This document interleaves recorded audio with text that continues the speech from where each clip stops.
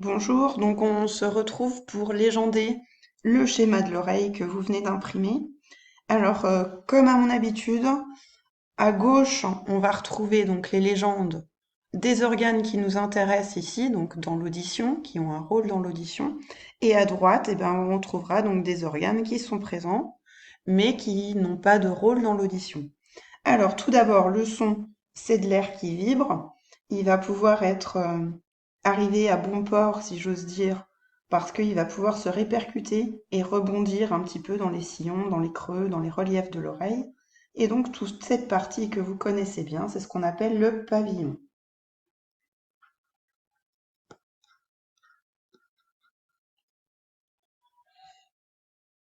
Donc, le son va passer dans le conduit auditif, c'est la troisième légende ici,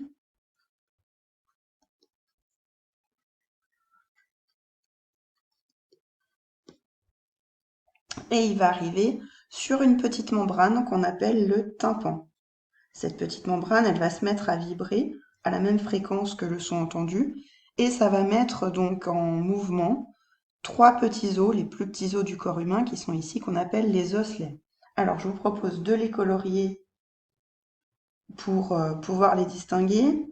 Donc ici, le tout premier, vous prenez les couleurs que vous voulez, hein. Le tout premier qui est collé au tympan,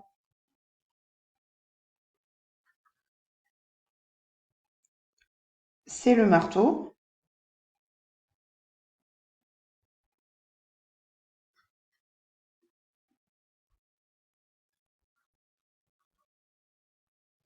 Ensuite, en deuxième,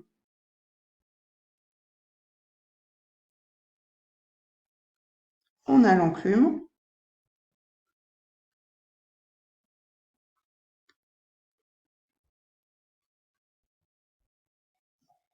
Et enfin, on trouve donc l'étrier qui est ici. Ah mince, j'ai pas changé de couleur.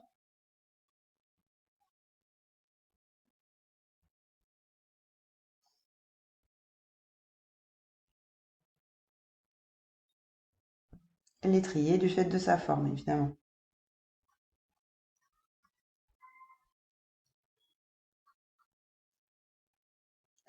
Et donc ces trois petits os, c'est ce qu'on appelle les osselets.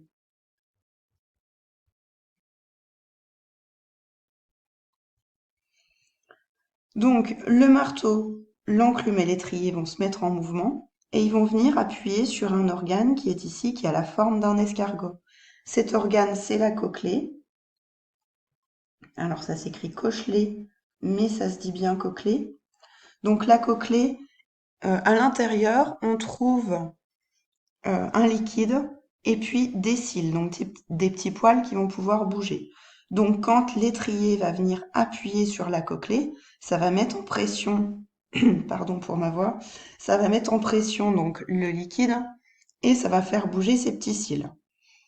Plus le son va être grave, plus les cils qui vont bouger vont se trouver loin. Donc plus le son va être grave, plus les cils qui vont bouger vont se trouver au centre de la cochlée. Plus le son va être aigu, plus il va être capté par les cils qui se trouvent à l'entrée de la cochlée. Donc si vous avez compris ce que je viens de dire, ça veut dire que quand on entend un son grave, et ben déjà ça fait bouger tous les cils qui sont à l'entrée et puis les cils qui sont plus à l'intérieur.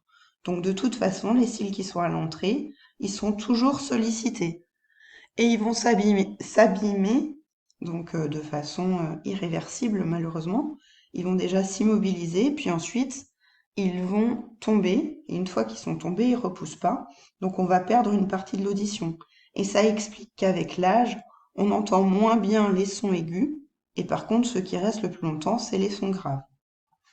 Donc ici, ça fait comme si on avait ouvert la cochlée pour voir les fameux cils.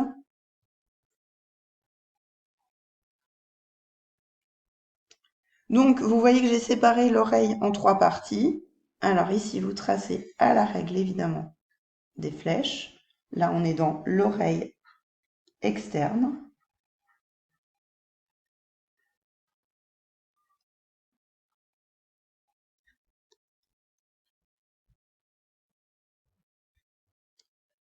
En petit ici, on a l'oreille moyenne.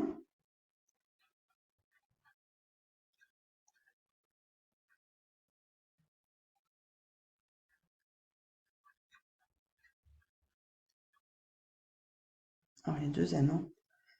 Et enfin, ici, l'oreille interne. Je m'aperçois que j'ai oublié une légende.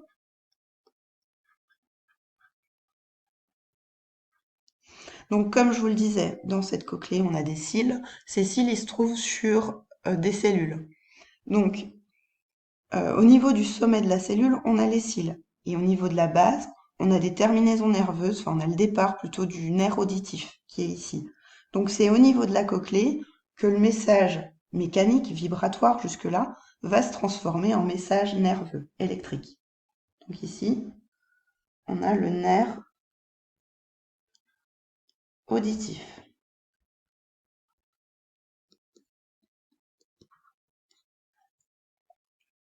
À droite, on retrouve donc des légendes qui n'ont rien à faire, enfin qui, en tout cas, dont les organes n'entrent pas en compte dans l'audition.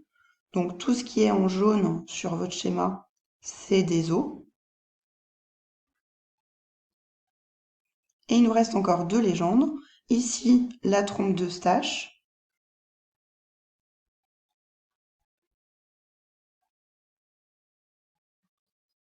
Donc la trompe d'Eustache, elle relie en fait l'oreille à la gorge, le nez. Donc c'est pour ça que des fois, quand on est enrhumé, on a mal à la gorge et puis ça tire un peu sur les oreilles. On ne sait pas trop où on a mal. C'est parce qu'on a une inflammation ici. Et puis, au-dessus de la cochlée, on va trouver trois canaux qui vont être en fait dans... alors, ils sont presque ronds, donc on va les appeler les canaux semi-circulaires. Et ils sont dans trois directions différentes. Je pourrais vous le montrer en classe sur la maquette.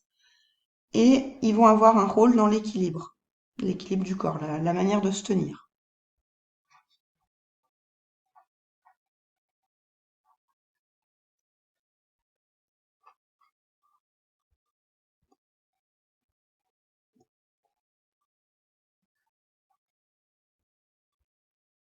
Donc les canaux semi-circulaires. Il nous reste plus qu'à mettre un titre à notre schéma. Donc schéma de l'anatomie